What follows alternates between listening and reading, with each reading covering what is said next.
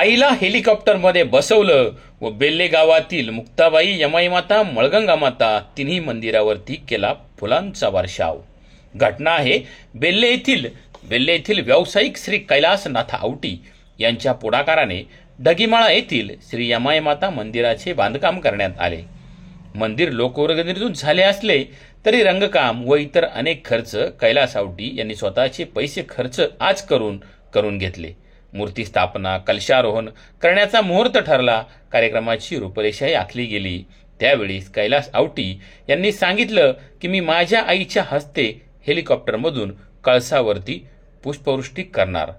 कारण विचारलं असता त्यांनी सांगितलं, सन 1977 साली बेल्ले येथे माननीय शरदचंद्रजी पवार साहेब यांचे हेलिकॉप्टर आले असता माझी आई ते पाहण्यासाठी काट्या कुट्यातून बिगर चप्पलची पळत गेली।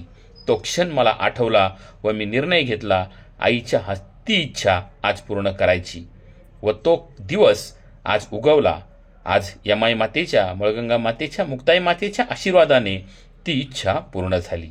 यावेळी नवनाथ बेलकर यांनी ॲम्ब्युलन्सची सेवा उपलब्ध ठेवली। फायर ब्रिगेड तर पोलीस आउटपोस्टच्या वतीने पोलीस बंदोबस्तही ठेवण्यात आला होता।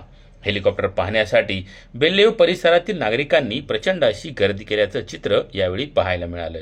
आपल्या मुलांनी आपली इच्छा पूर्ण केली हा आनंद त्या मातेच्या चेहऱ्यावरती स्पष्टपणे जाणवत होता। माऊली महाराज यांच्याही हस्ते हेलिकॉप्टरमधून बसून पुष्पवृष्टी करण्यात आली। ब्युरो रिपोर्ट, शिवनेरी संवाद, बेल्ला।